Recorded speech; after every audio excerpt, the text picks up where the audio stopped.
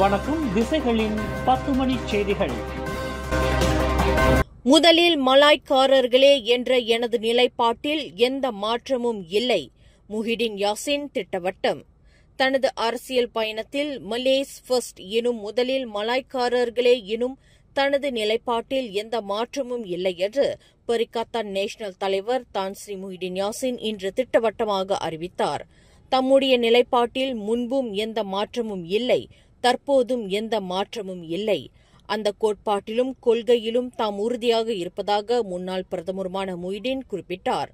முதலில் மலாய்க்காரர்களே என்று என்னுடைய முக்கியத்துவத்தையும் முன்னுரிமையையும் சொன்னேனே தவிர மலேசியர்களை நான் இரண்டாவது இடத்தில் வைத்து பார்க்கிறேன் என்று நான் எப்போதும் சொன்னதில்லை என்று முஹிடின் வாதிட்டார். தற்போது இவ்வாறு கூறும் முஹிடின் கடந்த மே மாதம் 4ஆம் தேதி ஷாலாம் மிட்லண்ட்ஸ் மாநாட்டு மையத்தில் நடைபெற்ற இந்தியர் ஒற்றுமை விழாவில் 1000 பேர் முன்னிலையில் உரையாற்றுகையில் பரிகாத்தான் நேஷனல் கூட்டணி அனைத்து சமூகத்திற்கும் நியாயமாகவும் நேர்மையாகவும் நடந்து கொள்வதற்கான கடப்பாட்டை கொண்டுள்ளது என்று அறிவித்திருந்தார். தாம் ஒரு மலாய்க்கார மலேசியராக இருந்த போதிலும் தமது சிந்தனை எப்போதுமே மலாய்க்காரர்களை பற்றி மட்டுமே இருந்ததில்லை என்று தெரிவித்திருந்தார் என்பது குறிப்பிடத்தக்கது. வரும் ஜூலை 1 தேதியிலிருந்து ஹோட்டல் கட்டணங்கள் விலை உயரலாம் என்று எதிர்பார்க்கப்படுகிறது. ஜூலை மாதத்திலிருந்து மின்சார விநியோகத்திற்கான புதிய கட்டணம் அறிமுகம் மற்றும் SST எனப்படும் விற்பனை சேவை வரி அமலாக்கத்தினால் ஹோட்டல் துறையினர் மிகப்பெரிய சவாலை எதிர்நோக்கியுள்ளனர். இந்நிலையில் ஹோட்டல் கட்டணத்தின் விலையை உயர்த்த வேண்டிய கட்டாயத்தில் அவர்கள் இருப்பதாக தெரிவிக்கப்பட்டுள்ளது. மின்சார கட்டண உயர்வு மற்றும் SST வரி ஆகியவற்றினால் ஹோட்டல் பராமரிப்பு செலவினம் அதிகரிக்கும் நிலை ஏற்பட்டுள்ளதாக நெகிரி செம்பிலான் மாநில ஹோட்டல் நடத்துனர்கள் சங்கத்தின் தலைவர் அசீஸ் அசான் தெரிவித்தார். தொழிலாளர்களுக்கு அண்மையில்தான் குறைந்தபட்ச சம்பளம் 1700 ரிங்கெட்டாக ஹோட்டல் துறையினர் உயர்த்தியுள்ள வேளையில் தற்போது மின்சார கட்டண உயர்வு மற்றும் SST வரி தங்களுக்கு மேலும் சுமையை ஏற்படுத்தியுள்ளதாக அவர் குறிப்பிட்டார்.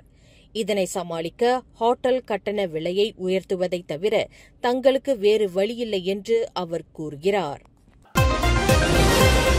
அரசு மலேசிய போலீஸ் படையின் புக்கிட் அமான் தலைமையகத்தின் CID இயக்குநராக ஜோஹர் மாநில போலீஸ் தலைவர் கமிஷனர் டத்தோ குமார் முத்துவேல் நியமிக்கப்பட்டுள்ளார். CID இயக்குநராக இருந்த டத்தோ ஸ்ரீ முகமது சுஹைலி முகமது ஜைனுக்கு பதிலாக டத்தோ குமார் நியமிக்கப்பட்டுள்ளார். புக்கிட் அமான் போலீஸ் தலைமையகத்தின் குற்ற செயல் தடுப்பு பிரிவின் இயக்குநராக டத்தோ குமார் நியமிக்கப்பட்டது மூலம் இந்திய சமுதாயத்தை சேர்ந்த ஒருவர் CID இயக்குநர் பதவிக்கு உயர்த்தப்பட்டிருப்பது இதுவே முதல் முறையாகும். டத்தோ குமாரின் CID இயக்குநர் பதவி உயர்வு வரும் ஜூலை 1 தேதியிலிருந்து அமலுக்கு வருகிறது. இவர் வரும் 2027ஆம் ஆண்டு ஜூன் 20ஆம் தேதி வரை அப்பொறுப்பில் இருப்பார் என்று தெரிவிக்கப்பட்டுள்ளது. நாட்டின் நடப்பு அரசியல் சூழலை எதிர்கொள்வதில் பாஸ் கட்சியின்றி பர்சத்து கட்சி தனிச்சையாக செயல்பட முடியாது என்பதை அக்கட்சியின் தலைவர் தான் ஸ்ரீ முஹிடின் யாசின் ஒப்புக்கொண்டுள்ளார். எனவேதான் அரசியல் சவால்களை எதிர்கொள்ளவும் அவற்றை சமாளிக்கவும் பரிகாத்தான் நேஷனல் கூட்டணியின் கீழ் பாஸ் கட்சியினுடனான ஒத்துழைப்பை பர்சத்து தொடர்ந்து வலுப்படுத்தி வருகிறது என்று முஹிடின் குறிப்பிட்டார். கடந்த காலங்களில் நடைபெற்ற பொது தேர்தல்களில் பர்சத்து தனியாக செயல்பட்டதற்கும் பாஸ் கட்சியுடன் இணைந்து செயல்பட்டதற்கும் நிறைய வேறுபாடுகள் இருப்பதை உணர முடிகிறது. எனவேதான் பாஸ் கட்சியுடனான ஒத்துழைப்பை அது நாடி வருகிறது என்று முஹிடின் தெரிவித்தார். குறைந்த வருமானம் மற்றும் நம்பிக்கை இழந்த தரப்பினரை தங்களுக்கு சாதகமாக பயன்படுத்திக் கொண்டு மக்களின் பாதுகாப்பு மற்றும் நல்வாழ்வை பாதிக்க செய்து வரும் ஆலோங் எனும் சட்டவிரோத வட்டி முதலைகளின் நடவடிக்கைகளை வீடமைப்பு ஊராட்சித்துறை அமைச்சு கடுமையாக கருதுவதாக அதன் அமைச்சர் ngா கோமெங் தெரிவித்துள்ளார். ஆலோங் எனும் வட்டி முதலைகளிடம் சட்டவிரோதமாக கடனை பெறுகின்றவர்கள் பெரும் பகுதியினர் நிதி நெருக்கடியில் சிக்கி தவிப்பவர்கள் ஆவர். அத்தகைய மக்களை பயன்படுத்தி அதிகப்படியான வட்டி விகிதங்கள் விதிப்பது, வட்டி பணம் கேட்டு அவர்களை துன்புறுத்துவது மற்றும் வன்முறை மூலம் கடன் என்ற தீய சுழற்சியில் சிக்க வைப்பது முதலிய செயல்களில் வட்டி முதலைகள் ஈடுபட்டு வருகின்றனர். இவர்களின் இந்த சட்டவிரோத நடவடிக்கைகளை வேரோடு ஒழிக்க கடுமையான மற்றும் விரிவான நடவடிக்கை எடுக்குமாறு போலீஸ் துறையினரை தாம் வலியுறுத்தியிருப்பதாக ngakkoming தெரிவித்துள்ளார். பினாங்கு தமன் தாசிக் குலுகூர் உத்தாமாவில் 3 தரை வீடுகள் வட்டி முதலைகளால் தீயிடப்பட்ட சம்பவம் தொடர்பில் கருத்துரைக்கையில் ngakkoming இதனை தெரிவித்தார். இதுபோன்ற சிக்கல்களையும் துன்புறுத்தல்களையும் தவிர்க்க உரிமம் பெற்ற கடன் வழிமுறைகளை மக்கள் பயன்படுத்த வேண்டும் என்று அவர் வலியுறுத்தினார். கோலாலம்பூர் பந்தாய் டாலாம் IWK எக்கோ பார்க்கில் ஜேகாம் எனப்படும் சமூக தொடர்பு இலாகாவின் ஏற்பாட்டில் நடைபெற்ற இளையோர்களுக்கான நாடி அஸ்பிராசி நேஷனல் பர்சமா அன்னாமுடா அல்லது நன்பா என்ற திட்டத்தை தொடர்புத்துறை அமைச்சர் டத்து ஃபாமி ஃபசில் இன்று சனிக்கிழமை காலையில் அதிகாரப்பூர்வமாக தொடங்கி வைத்தார். நன்பா என்பது தமிழில் தோழர் என்ற வார்த்தையிலிருந்து உதயமானதாகும். இந்திய சமூகத்துடன் குறிப்பாக இளையோர்களிடையே அணுக்கமான உறவுகளை வலுப்படுத்துவதற்கும் அரசாங்கத்தின் தகவல்களை ஆக்ககரமான முறையில் விரிவாக வழங்கப்படுவதற்கும் மடானி அரசாங்கத்தின் உறுதிப்பாட்டை குறிக்கவே நன்பா என்று இத்திட்டத்திற்கு பெயரிடப்பட்டுள்ளதாக தொடர்புத்துறை அமைச்சர் டத்து ஃபாமி ஃபசில் தமது உரையில் தெரிவித்தார். இந்த திட்டம் அரசாங்கத்தின் கொள்கைகள், முன்முயற்சிகள் மற்றும் வழங்கப்படும் பல்வேறு வாய்ப்புகள் தொடர்பான தகவல்கள் இந்திய சமுதாயத்திற்கு சென்றடைந்து அவர்களை மேம்படுத்தும் ஒரு பயனான இருவழி தொடர்பு தளமாக செயல்படுகிறது என்று அமைச்சர் டத்து ஃபாமி ஃபசில் குறிப்பிட்டார். மடானி அரசாங்கத்தின் கூடுதலான சேவைகளையும் தகவல்களையும் மக்களுக்கு நேரடியாக வழங்குவதில் அரசாங்கத்தின் தொடர்ச்சியான முயற்சிகளை இந்த நன்பா திட்டம் பிரதிபலிப்பதாக அமைச்சர் விளக்கினார். இந்த நன்பா நிகழ்ச்சியின் உள்ளடக்கங்களில் அரசு துறைகள் மற்றும் அரசாங்க ஏஜென்சிகள் வழங்கும் சேவைகள் மக்களை சென்றடைவதற்கு அதற்கான முகப்பிடங்கள், ராமா மடானி விற்பனை, வண்ணம் தீட்டும் போட்டிகள், புதையல் வேட்டை மற்றும் மெக்டானல்ட்ஸுடன் வேடிக்கையான செயல்பாடுகள் ஆகியவை இடம்பெற்று இருந்தன. இந்நிகழ்வு காலை 8 மணிக்கு தொடங்கி மாலை 4 வரை நடைபெற்றது. இந்நிகழ்வில் அமைச்சர் டத்து ஃபாமி ஃபசிலுடன் கலந்து கொண்ட மித்ரா பணிக்குழு தலைவர் பி. பிரபாகரன் விவரிக்கையில், நன்பா என்ற திட்டம் இந்திய சமூகத்திற்கு தகவல்களை கொண்டு சேர்க்கும் ஓர் அற்புதமான திட்டம் என்றார். இந்த நன்பா ப்ரோக்ராம்னு அமைச்சர் டத்து ஃபாமி ஃபசில் அறிவிச்சிருந்தாரு. நல்ல ஒரு அற்புதமான ஒரு இனிஷியேட்டிவ். என்ன கேட்டீங்கன்னா, இப்ப மித்ரா திட்டங்களை நீங்க பாத்தீங்கன்னா எங்களோட மிகப்பெரிய ஒரு சேலஞ்ச் என்னன்னு பார்த்தா இன்ஃபர்மேஷன் கீழே அனுப்புறது. அதாவது இப்ப டவுன்ல வசிக்கிற மக்கள் சரி, கிளாங் வேலி சரி, அவங்களுக்கு இந்த இன்ஃபர்மேஷன்லாம் ஈஸியா போய் சேரும். ஏன்னா அவங்க நியூஸ் சேனல் பாக்குறாங்க, டிக்டாக் பாக்குறாங்க, ஆர்டிகல்ஸ் படிப்பாங்க. ஆனா இந்த ரூரல் ஏரியா, அதாவது இந்த எஸ்டேட்ல வசிக்கிற மக்கள், ஒரு கம்பவுண்ட்ல இருக்கிற மக்களுக்கு இந்த மாதிரி இன்ஃபோ போய் சேர மாட்டேங்குது. ஸோ நன்பா என்ற ஒரு திட்டம் வந்து இந்த இன்ஃபர்மேஷன் அரசாங்கம், மித்ரா மட்டும் இல்ல, அரசாங்கம் செய்யற அந்த நல்ல விஷயங்கள் அதை ப்ரொமோட் பண்ணி அதை மக்களிடம் கொண்டு போறதுக்கு நன்பான்னு ஒரு திட்டத்தை அறிவிச்சிருக்காங்க இந்திய சமுதாயத்துக்கு மட்டும். ஸோ மித்ரா சார்பாக கண்டிப்பா இந்த நன்பா திட்டத்துக்கு நம்ம ஃபுல் சப்போர்ட் பண்றோம். ஏன்னா மித்ராவோட இன்ஃபர்மேஷனும் மக்களுக்கு போய் தாராளமா போய் சேரணும்ட்டு நாங்க ஆசைப்படுறதுனால நன்பா திட்டத்தை நம்ம பயன்படுத்திக்கிறோம்.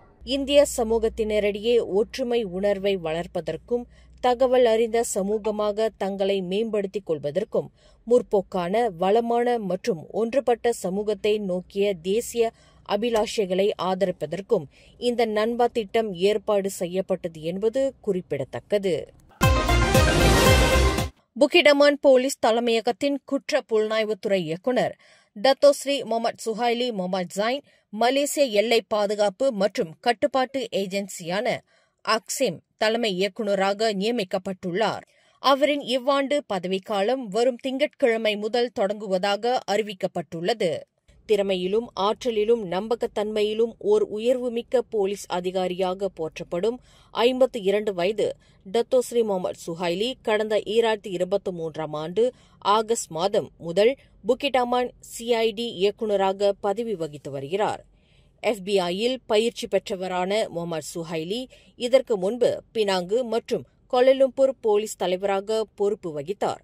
ஸ்லாங்கூர் மாநில முன்னாள் ஹாக்கி ஆட்டக்காரரான இவர் பரமலிங்கத்திடம் பயிற்சி பெற்றவராவார்.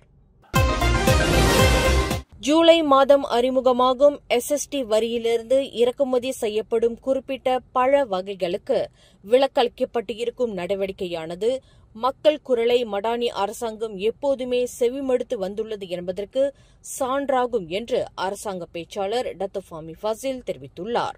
வழக்கமாக நிதி அமைச்சு ஒரு விவகாரத்தை அறிவிக்கும் போது மக்கள் குரலை முதலில் செவிமடுக்க வேண்டும் என்ற நிலைப்பாட்டில் உறுதியாக உள்ளது என்றும் அதிலிருந்து ஒருபோதும் விலகி செல்லாது என்றும் டத்தோ ஃபாமி ஃபாசில் குறிப்பிட்டார். வெளிநாடுகளிலிருந்து இறக்குமதி செய்யப்படும் ஆப்பிள், ஆரஞ்சு போன்ற பல வகைகளுக்கு SST வரி விதிப்பு இல்லை என்று பிரதமர் டத்தோ ஸ்ரீ அன்வார் இப்ராஹிம் நேற்று அறிவித்து இருப்பது தொடர்பில் கருத்துரைக்கையில் தொடர்புத்துறை அமைச்சருமான டத்தோ ஃபாமி மேற்கண்டவாறு கூறினார். தற்போது நாட்டில் தொடங்கியுள்ள வெப்பநிலையானது காய்கறி விளைச்சல் மற்றும் அவற்றின் விநியோகத்தை பாதிக்க செய்யாது என்று விவசாயம் மற்றும் உணவு பாதுகாப்புத்துறை அமைச்சர் டத்தோ ஸ்ரீ முகமது சாபு தெரிவித்துள்ளார். நாடு முழுவதும் உள்ள காய்கறிகள் உற்பத்தி மாநிலங்களிலிருந்து நாள்தோறும் போதுமான காய்கறிகள் விநியோகம் இருப்பதை தனது தலைமையிலான அமைச்சு உறுதி செய்யும் என்று முகமது சாபு உறுதியளித்துள்ளார். உதாரணத்திற்கு, வட மாநிலங்களில் வறட்சி கடுமையாகுமானால் தென் மாநிலங்களிலிருந்து காய்கறி விநியோகம் பெறப்படும் என்று அவர் குறிப்பிட்டார். சொந்த தந்தையால் சித்திரவதை செய்யப்பட்டு இருக்கலாம் என்று நம்பப்படும் 11 வயது மாணவன் ஒருவர் கடும் காயங்களுக்கு ஆளாகி மருத்துவமனையில் சேர்க்கப்பட்டுள்ளான். மலாக்கா பண்டார் ஹீலேரில் உள்ள தனது வீட்டில் சித்திரவதைக்கு ஆளாகிய நிலையில் அவனது தலையில் பலத்த காயங்களும் இரத்த கட்டுகளும் இருப்பது துங்கராவில் உள்ள பள்ளி நிர்வாகம் கடந்த வியாழக்கிழமை கண்டுபிடித்தது. பின்னர் அந்த 5ஆம் வகுப்பு மாணவன் உடனடியாக மலாக்கா மருத்துவமனைக்கு கொண்டு செல்லப்பட்டு தீவிர சிகிச்சை அளிக்கப்பட்டு வருகிறான். சாலையோரத்தில் பிளாஸ்டிக் பேக்கில் ஆண் குழந்தை ஒன்று கைவிடப்பட்ட நிலையில் கண்டுபிடிக்கப்பட்டது. இன்னும் தொப்புள் கொடி அவிழ்க்கப்படாத நிலையில் பிறந்த 1 வாரம் ஆகியிருக்கலாம் என்று நம்பப்படும் அந்த குழந்தை நேற்றிரவு 9 மணியளவில் கொலஸ்லாங்கூர் புக்கெட் ரொத்தான் கம்போங் ஆப்பியில் உள்ள ஜமிலுல் ஹுடா பள்ளிவாசலின் அருகில் உள்ள சாலையோரத்தில் கண்டுபிடிக்கப்பட்டது. 2.13 கிலோ எடை கொண்ட அந்த ஆண் குழந்தையை கண்ட பொதுமக்கள் போலீசுக்கு தகவல் கொடுத்ததாக கொலஸ்லாங்கூர் மாவட்ட போலீஸ் தலைவர் அஸ்ஹாருடின் தஜுடின் தெரிவித்தார்.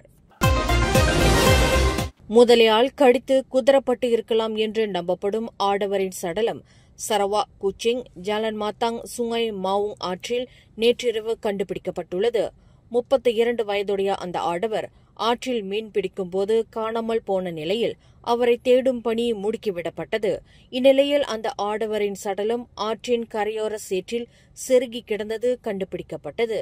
சவ பரிசோதனைக்காக சடலம் சரவா பொது மருத்துவமனையின் சவக்கிடங்கிற்கு கொண்டு செல்லப்பட்டுள்ளதாக படவான் மாவட்ட போலீஸ் தலைவர் முகமது இர்வான் அவ்வீஸ் முகமது ரட்ஸி தெரிவித்தார்.